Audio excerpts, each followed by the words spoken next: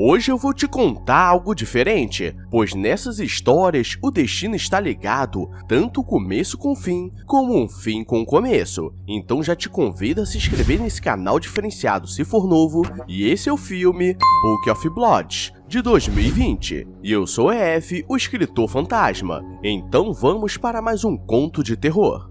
Tudo começa com um careca sinistro olhando pela janela, e hoje ele nos contaria uma história e vemos um vendedor arrumando sua livraria, pois já estava no fim do expediente, mas ele começa a escutar alguns sons estranhos pela loja e ao invés de pegar algo para se proteger, claro que ele quer investigar. Mas ali ele percebe que seria seu fim, pois um homem aparece e ele tenta fugir, mas ele veio para buscar o dinheiro da dívida. Mas ele ainda não conseguiu, mas conhece um livro muito raro que valeria milhões e diz que se chamava Book of Blood. E o cara vai embora, pois conseguiria se aposentar na praia com a família. Mas vemos que tem algo de errado, pois o vendedor faleceu, mas ele estava sorrindo. E nunca que isso vai ser um bom sinal. Já avisei que vai dar merda isso. E agora vamos para a nossa primeira história, que se chama Jenna, e conta sobre uma jovem que ficava em casa desenhando coisas macabras, e sua mãe já não sabia o que fazer, pois comprou uma casa em um lugar tranquilo, mas tudo que ela olhava, ela via o lado negativo, e Jenna diz que parou de tomar os remédios, mas aquilo era perigoso, pois ela poderia ter algum surto paranoico, e durante o jantar ela começa a desenhar enquanto que eles comem, e por causa de sua doença, os sons são muito altos em sua cabeça. Na hora de dormir, ela escuta sua mãe conversando com o namorado, que no dia seguinte o médico apareceria e se ela não melhorasse, ela seria levada. E no desespero, ela espera os dois dormirem depois de algumas brincadeiras. E ela pega uma tesoura e usaria neles, mas encontra no armário muito dinheiro e monta uma mala e mete o pé para a estação de ônibus. Mas ela sente que estava sendo perseguida por um velho sinistro. Jenna consegue pegar um ônibus, mas na sua condição é muito difícil ficar perto das pessoas. Então ela sempre usa um fone para conseguir ficar calma, e ela vê alguém observando do porta-malas, e quando o ônibus para no meio do nada, aquele mesmo velho de antes entra, e ela precisa sair no desespero e por pouco não é atropelada. Ela encontra um webcafé que ficava aberto até tarde, e encontra um quarto que estava alugando, e chegando no local, ela é recepcionada pelo casal Ellie e Sam, que são super de boa, e Gavin aparece para dar um oi e diz que também estava hospedado no local, e Jenna começa a ficar assustada, pois não estava acostumada a ficar fora de casa, e quando chega no seu quarto, começa a escutar um som de algo vindo da parede, mas era apenas uma barata, e Ellie aparece para saber se ela precisava de algo e diz para ela descer que teria bolo e chá. Ellie diz que era enfermeira, e Sam era engenheiro e montou aquela casa desde o começo, mas eles estão tendo problemas com baratas e não sei porquê, mas não me sinto bem perto de idosos em filmes de terror. E antes de dormir, ela começa a trocar uma ideia com Gavin e ele estava dando uma volta pelo país para encontrar um novo rumo na vida. E Jenna diz que estava tentando mesmo, mas não sabia o que fazer, e ele a chama para tomar café no dia seguinte. Jenna vai para o quarto e coloca seu fone, mas começa a sentir uma presença muito estranha e começa a ver sua mãe, mas ela não conseguia se mexer e acha que era apenas uma paralisia do sono, e misteriosamente Gavin aparece todo morenaço para cima dela, mas ele é pego por alguém. E Ellie diz que tudo ficaria bem, e quando acorda no dia seguinte, tudo estava normal, e ela acha que isso aconteceu por não ter tomado os remédios. E ela vai até a cafeteria para encontrar com Gavin, mas ele não aparece e ela começa a perceber que estava fazendo alguns desenhos estranhos de coisas que ela nunca viu. E esse é o famoso roteiro mequetrefe. Na hora de pagar a conta, ela percebe que aquele mesmo velho chegou no local e começa a correr pela cozinha do estabelecimento, e ela acha que ninguém estava vendo aquele velho sinistro. E voltando para casa, Ellie pergunta por que ela estava tão assustada, e ela diz que quando estava no colégio, algo aconteceu com um conhecido dela e desde então ela não conseguiu tirar isso da cabeça, e tudo piorou em sua vida. E Ellie diz que ela era uma pessoa boa e não precisava ficar com peso na cabeça, e eles estariam ali para ajudar. E voltando pro quarto, Kevin manda uma mensagem remarcando o café e ela pede para ficar mais um dia no local, mas sabemos que tudo que é bom dura pouco. Jenna está no quarto fazendo seus desenhos, quando começa a escutar um som vindo da parede e percebe algo atrás do papel de parede. E em toda a parede havia algumas portas secretas e ela encontra uma mulher presa com os olhos e a boca costurados e manda uma mensagem para o Gavin chamar a polícia. Mas o que ela não sabia que ela estava com o celular dele, pois era uma armadilha e tudo já estava trancado. Ela destranca a porta e quando a velha entra, ela leva um botadão e cai tortinha no chão. Caralho, tem uma batida ali. Eita porra. E ela tenta fugir, mas estava tudo fechado, mas por sorte ela encontra uma passagem, mas dentro haviam dezenas de pessoas presas pedindo ajuda. E quando ela acha que daria bom, Sam aprende e Ellie aceda, e agora não tinha o que fazer.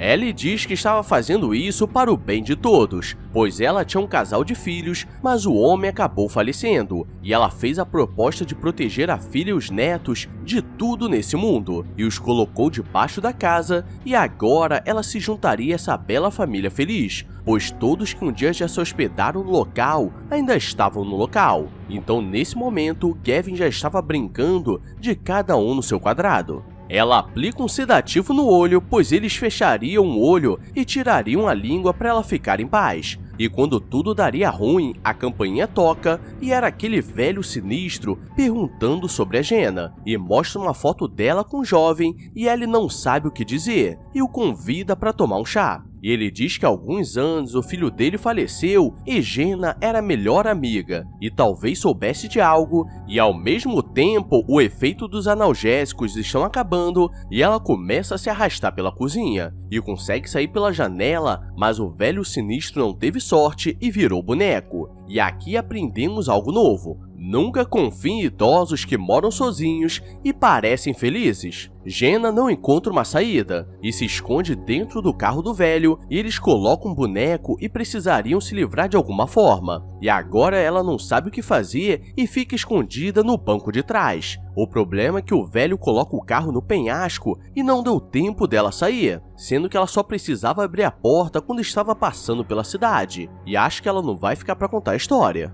Galera, essa foi nossa primeira história de terror. Eu sei que por enquanto está leve, então não esquece do like que agora vai ficar pesado, pois ela se chama Miles. E tudo começa com um homem pelado e uma sala branca, e quando as luzes começam a piscar, todas as paredes aparecem manchadas com letras estranhas, e essa foi uma fita que a doutora Mary recebeu em seu escritório. E se passa alguns meses e sua vida estava diferente, pois ela era conhecida por ser cética e desmascarar todos os espiritualistas, mas ela lançou um livro e estava trabalhando com Simon, o mesmo cara da fita. Ela começa a contar como tudo começou, e seu filho estava passando por um momento muito difícil e todos os médicos já falaram que ela deveria se despedir, e ele acaba virando boneco, e um certo dia ela chega no escritório e Simon, um cara que enviou a fita, aparece, e diz que tinha uma proposta para ela, mas ela não quer acreditar nessas coisas, pois sabe que sempre tem um golpe por trás. Mas ele diz que estava disposto a provar que era verdade e diz que o filho dela queria entrar em contato. E dessa forma, ele mexeu na ferida. Mary aceita fazer os experimentos e ele é levado até uma sala fechada e ele estava totalmente sem roupa. E ela faz testes para ter certeza que ele não guardou nada.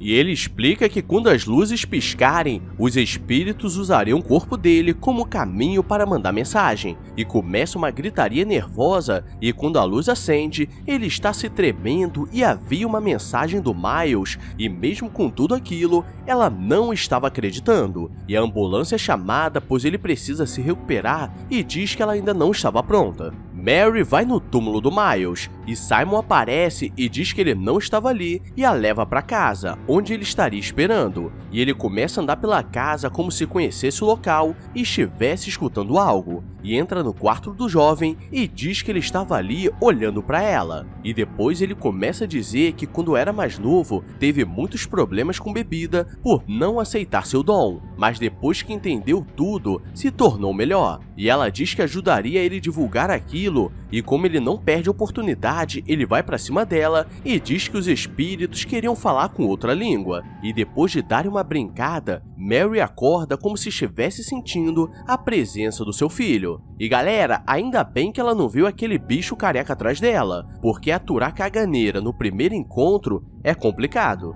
Depois dessas provas, e que provas, hein galera, ela reuniu cientistas ricos de todo mundo para financiar o trabalho do Simon e divulgar essa nova arte. O problema é que uma reunião ela o encontra no quarto com uma aluna dela, e ele estava bebendo muito e aqui começa a sessão de revelação, pois a bebida antes de falecer dá uma humilhada, e ele diz que tudo foi armado desde o começo e seu ex-marido ajudou com as informações e tudo foi planejado no dia do experimento. E Mary corre pro quarto do seu filho sem saber o que fazer. Mas agora é aquele momento que tudo muda, pois alguém escreve no quadro e ela sente que tinha alguém dormindo na cama dele, e é por isso que não é bom mexer com quem está quieto. No dia seguinte, Simon pede desculpas e não sabe se falou tudo, mas misteriosamente Mary diz que estava tudo bem e vemos que do seu lado tem um ser careca sinistro, e ela reúne mais uma vez todos seus amigos da comunidade científica e diz que Simon faria mais uma apresentação e ficaria no quarto sozinho. E ele começa a ficar preocupado, pois não sabe o que fazer, e se eu fosse ele, a melhor coisa seria fugir, pois tudo fica escuro e começam a aparecer vários fantasmas e começa a escrever histórias em todas as partes do seu corpo. E quando abrem a porta, ele estava careca e cheio de letras escritas na pele. Ah não, aí ele extrapolou. Lee, mete a bala nele, mata esse danado! E essa foi nossa segunda história do dia, e se você chegou até aqui, quer dizer que é guerreiro. Então se inscreve para não perder o final, e vamos para a última história, que se chama Bennett, e mostra aqueles caras do começo comprando café, mas eles estavam sem a carteira, e dizem que estavam indo para a cidade fantasma e levariam o balconista se ele fizesse algo, e nisso eles conseguem café de graça. E galera, vou tentar fazer isso no Starbucks, falando que vou levar o atendente para o Rio de Janeiro. No caminho, eles quase atropelam uma jovem distraída, que por acaso era Jenna, e eles chegam na cidade fantasma e um deles está com medo pois todos sabem que coisas estranhas acontecem ali, e ele para o carro pois alguém passou na frente, mas Bennett não viu nada e para piorar, o carro para de funcionar. E ele sai para olhar o motor, mas seu parceiro começa a escutar vozes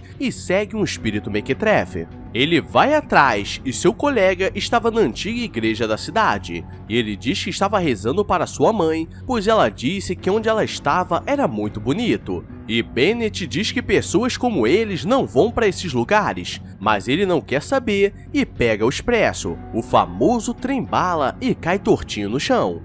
Caralho. Bennett tenta sair da cidade, mas o carro vai para cima dele, e quando ele olha, não havia ninguém dirigindo. Ele continua andando até que encontra uma única casa acesa, e era o endereço que o cara da loja deu. E aqui vem a revelação, pois aquela é a casa da Mary, e ela já estava velha, pois a história dela aconteceu há muitos anos atrás. E ela diz que sabe o que ele veio fazer, mas não adiantava levar o livro de sangue. E mostra que na verdade era o Simon, pois ele foi escolhido para ser o livro dos fantasmas, e ali ele escrevia a história de todos que dariam uma falecida. E diz que o nome dele já estava ali, e para piorar começam a aparecer vários ratos em cima dele, e para se proteger ele tenta acertar com a faca e se dá 36 facadas de leve. E galera, era só dar 2 tiros de aviso no livro que resolvia o caso. E ele sai correndo para pedir ajuda e chega na casa da Ellie e do Sam, no momento que eles estavam guardando o Gavin no buraco. E sua história termina virando boneco. Vemos que Jenna ainda está viva, pois ela é uma guerreira, e sua família a encontrou e os médicos dizem que provavelmente aquele cara que estava com ela no carro tentou falecer os dois, mas ela sobreviveu. E voltando para casa, ela começa a viver a mesma coisa de sempre, com seus surtos com som. E aqui vem a grande revelação, pois há alguns anos ela estava namorando um cara, mas ela estava marcando de se falecerem juntos para se livrar desse mundo de desespero. Mas o cara estava com muito medo e ela diz que faria isso junto com ele, sendo que ele estava em cima de um prédio e ela estava deitada na cama. Ele diz que não consegue, e ela diz que ele não amava e era fraco, e nisso ele pula. Gado demais! O problema é que ela não fez nada e desde então ela começou com essas doideiras psicológicas. E galera, pelo que ela fez, acho que merecia muito mais que isso. E pra viver dessa forma, ela vai na casa da Ellie e do Sam e pede pra viver com eles. E termina com ela sendo costurada e guardada no chão pra poder viver em paz. E essa foi nossa história recapitulada de terror de hoje. Então se você curtiu, deixa o like medonho e se inscreve com sua presença safadinha. E se prepara, pois logo mais teremos mais. Então me segue nas redes sociais. E agora eu vou nessa. Até mais. I walk a lonely road, the only one that I have ever known. Don't know where it goes, but it's home to me.